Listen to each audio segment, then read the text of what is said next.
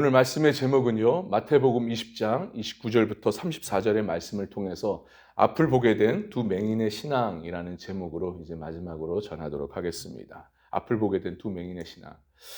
자, 우린 지금까지 계속해서 앞을 보게 된 이 두 맹인의 신앙을 계속 지켜봤는데, 이제 오늘이 드디어 마지막입니다.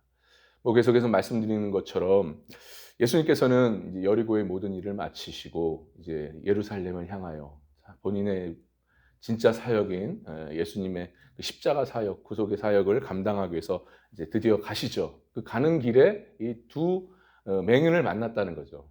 이 맹인을 만나서 예수님께서 이들의 그 부르짖음, 이 간절한 자신들의 인생의 문제를 가지고 주님 앞에 나온 이들의 그 신앙의 모습을 보시고 결과적으로 불쌍히 여겨 고쳐주셨다라고 말씀을 드렸습니다. 자, 그렇다면 이들의 신앙의 모습, 어떤 모습이었을까요? 우리는 어제까지 총 3가지의 이들의 신앙의 모습을 살펴보았는데, 그 첫 번째가 바로 예수님을 향해 소리를 질렀다라고 그러잖아요. 이는 곧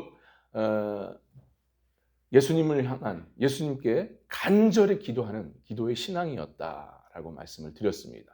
그리고 두 번째는 뭐였죠? 다윗의 자손이여라고 고백을 했잖아요. 부르짖으면서. 이것은 곧 어떤 뜻이냐? 바로 예수님을 자신의 그 구원자, 메시아이심을 확신하는 신앙이었다. 이런 말씀이었습니다. 자, 그리고 어저께였죠? 어저께 어떤 말씀이었습니까? 세 번째죠. 세 번째, 잠잠하라 꾸짖어도 더욱더 소리 질렀더라. 이것은 곧 무슨 말이냐? 인생의 장애물을 극복하는 이들의 신앙이었다. 이걸 우리가 보았다라는 거죠. 자, 어제도 말씀드렸다시피 예수님 주변에는 항상 사람들이 가득 몰려져 있었어요. 예수님의 말씀 들으려고 하는 것도 있었지만 예수님의 놀라운 그 기적과 이적을 보려고 사람들이 많이 몰려 있었죠. 그때 이제 이 두 명이 예수님 지나가신다는 소리를 듣고 엄청나게 소리를 지르면서 도와달라고, 살려달라고, 불쌍히 여겨달라고 외쳤던 거죠. 그래 사람들은 그것이 굉장히 신경 쓰여졌고 하여튼 화가 나서 그런지 시끄러워서 그런지 더군다나 천시받는 소경이 막 그런 행동을 보이니까 더 화가 났던 거예요. 그래서 심하게 꾸짖었습니다. 꾸짖어도 그냥 꾸짖은 게 아니라 비난하고 힐책하면서 또 정죄하면서 좌절시키는 마음으로 아주 강력한 충고를 하면서 꾸짖었다. 자, 그런데 이들이 거기에 굴하였습니까? 아니죠. 굴하지 않았습니다. 위축되지도 않았어요. 그 비난과 책망 속에, 꾸짖음 속에도 불구하고, 그 장애물 속에도 불구하고 그것을 결코 뚫고 나갔다는 거죠. 전혀 상관없이 계속해서 부르짖고 또 부르짖었다 이 말씀이에요. 이것이야말로 진정 우리가 가져야 될 인생의 장애물을 뛰어넘는, 인생의 장애물을 극복하는 신앙이다. 여러분, 우리도 이러한 인생의 장애물을 뛰어넘을 수 있는, 극복할 수 있는 이런 신앙 우리도 가질 수 있기를 간절히 바랍니다. 그래서 이제 어저께 여기까지 세 번째 여기까지 살펴보았고요. 이제 네 번째입니다. 마지막인데 앞을 보게 된 두 맹인의 신앙 과연 어떤 신앙이었느냐? 마지막 네 번째입니다. 네 번째는 예수님께서 무엇을 하기를 원하느냐라고 물으셨습니다. 자, 우리가 보았던 32절의 말씀이죠. 함께 봤습니다. 시작.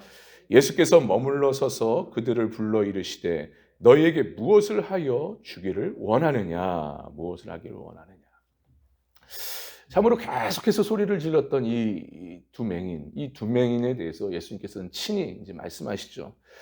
너희에게 무엇을 하여 주기를 원하느냐? 내가 어떻게 하면 좋겠느냐? 뭘 원해? 이렇게 말씀하시는 거죠. 여러분, 사실 이것은 어떤 의미가 담겨져 있느냐? 이것은 바로 드디어 결국 이들이 예수님의 음성을 듣게 되었다라는 말씀이에요. 그러니까 이들의 신앙은 어떤 신앙이에요? 결과적으로 그러니까 예수님의 음성을 듣는 신앙이다 이 말씀입니다. 우리도 이들처럼 예수님의 음성, 부르짖을 때 예수님의 음성을 들을 수 있는 귀한 복된 은혜가 있기를 주님의 이름을 간절히 바랍니다. 솔직히 여기 보면은 앞을 못 보는 이 두 맹인은 간절히 부르짖었잖아요.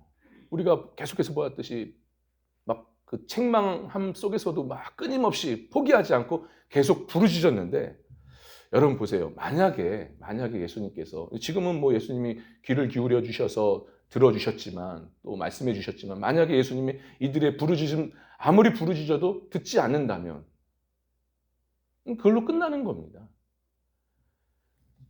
내가 간구하는 대상이 나를 무시하고 나에 대해서 귀를 기울이지 않으면 그냥 그걸로 끝나는 거예요. 그냥 나만 부르짖고 끝날 뿐입니다. 자, 그런데 어떻게 돼요? 결과적으로 이들은 그 부르짖음 속에 음성을 듣고 응답을 받았다. 이 말씀입니다. 사실 앞서 말씀드린 것처럼 제가 어떤 사람에게 말을 건넜을 때 그 말에 대해서 대답을 하지 않는 거예요. 대꾸를 하지 않는 거예요. 그리고 뭘 부탁을 했는데 그 부탁에도 전혀 관심을 갖지 않고 듣는 채 만채 해버리면 제 마음은 어떻겠습니까? 힘 빠지죠. 맥 빠지죠. 야, 이게 뭐냐 하면서 허탈감이 느낄 겁니다. 근데 이들은 감사하게도 간절한 그 부르짖음 속에 주님의 음성을 들었어요. 듣고 응답을 받았습니다. 그러니까 얼마나 기뻐할까요? 더군다나 자신의 인생의 문제, 풀리지 못하는 이 고달픈 인생의 문제를 가지고 나아갔는데 그거에 대해서 주님께서 응답해 주셨던 거예요. 와, 마음에 뛸 듯이 기뻤다. 그러니까요, 어떻게 보면은 정말 인생에 있어서 주님의 음성을 듣는 것은 가장 복된 소식이라 이렇게 우리가 보게 됩니다. 인생에서 가장 복된 소식이 뭐겠어요? 주님의 음성을 듣는 것이다. 여러분 믿으시길 바랍니다. 예수님의 음성을 듣는 것처럼 가장 복된 소식이 어딨냐라는 거예요. 여러분 참으로 기도하는 사람들이 하나님께 기도할 때 이게 하나님께 응답받는 첫 단계가 있습니다. 여러분 그게 뭔지 아십니까? 하나님께 간절히 이제 기도의 사람들이 하나님께 간절히 기도할 때 응답받는 첫 번째 단계는 뭐냐? 바로 주님의 음성을 듣는 거예요. 근데 여러분 여기서 오해는 하지 마세요. 이 주님의 음성을 듣는다고 해서 당시 이 두 맹인이야 직접 예수님 뵀으니까 만나는 거고 그리고 음성을 듣는 건데 지금은 이들처럼 직접적으로 예수님의 음성을 듣는 것은 아니에요. 직통 계시라고 해서 받는 그건 절대 아닙니다. 그건 아니고 이것은 마음의 음성입니다. 마음의 음성. 그러니까 마음속에 부딪혀지는 이 깨달음, 이 마음속으로 이거구나라는 주님의 뜻이 이거구나라는 깨달음이 오는 거예요. 그리고 무엇보다도 주님의 말씀이 떠오르는 겁니다. 하나님의 말씀, 이 생명의 말씀이 내 안에 마음에 막 떠오르는 거예요. 기억되고 떠오를 때 이것이 주님의 음성이거든요. 근데 이런 주님의 음성, 마음의 음성을 들을 때 어떤 결과가 나오느냐? 이럴 때 어떤 마음이 드느냐? 딱 세 가지입니다. 이걸 참조하시면 참 좋아요. 첫 번째는 마음에 기쁨이 옵니다. 마음에 굉장히 평안함이 와요. 그리고 두 번째는 여유가 생깁니다. 평안이 오니까 여유가 생기겠죠? 그리고 마지막 세 번째는 뭐냐? 확신을 갖게 됩니다. 이거다라는 확신함이 내 마음에 생겨집니다. 그러니까 정말 하나님의 뜻 가운데 확 구하고 정말 하나님의 음성, 마음의 깨달음이 쫙 온다면 이런 기쁨과 여유와 확신이 생긴다. 그래서 담대해지는 거예요, 여기서. 여러분, 우리도 이러한 귀한 주님의 음성 들을 수 있기를 주님의 이름 간절히 축원합니다. 이렇게 참 마음의 천국이 와집니다. 근데 문제는 뭐냐? 문제가 있어요. 그게 뭐냐? 바로 내가 욕심으로 구하고 내 정욕으로 구하고 내 탐욕으로 구한다면 결코 하나님의 음성이 들려지지는 않습니다.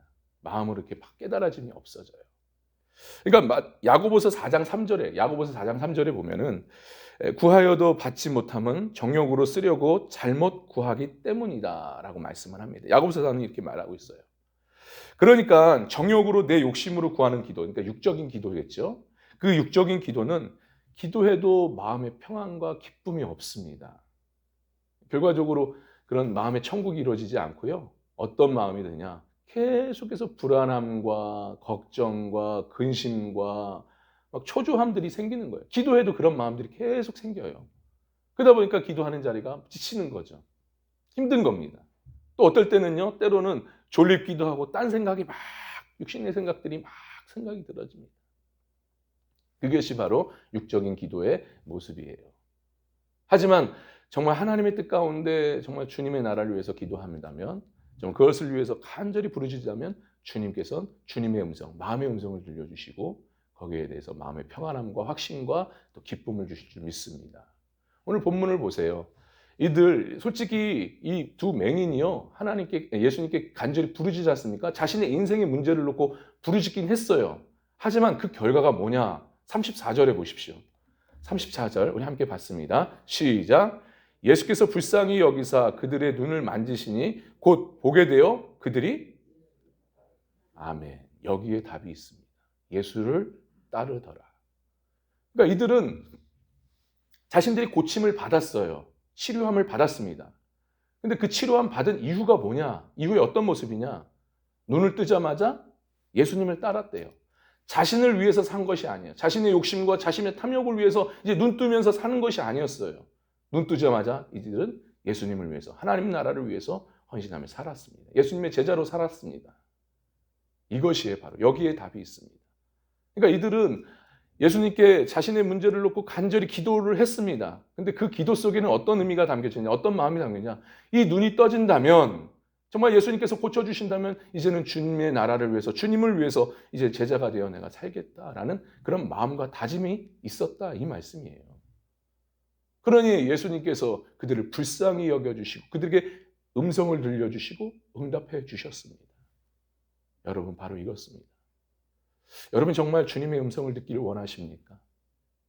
그렇다면 우리는 이 두 맹인의 기도처럼 우리가 육신의 것을 구하는 것이 아니라, 우리의 나 자신의 정욕적인 것을 구하는 기도가 아니라, 내가 인생에 문제가 있지만 이 문제를 통해서 하나님, 내 복음을 전하고 싶습니다. 예를 들어 내 몸이 아픈데 내가 정말 좀 건강해서 좀 복음을 전하고 싶어요. 주님의 교회를 위해서 더욱더 헌신하고 싶어요. 나 그러기 위해서 좀 고쳐주세요.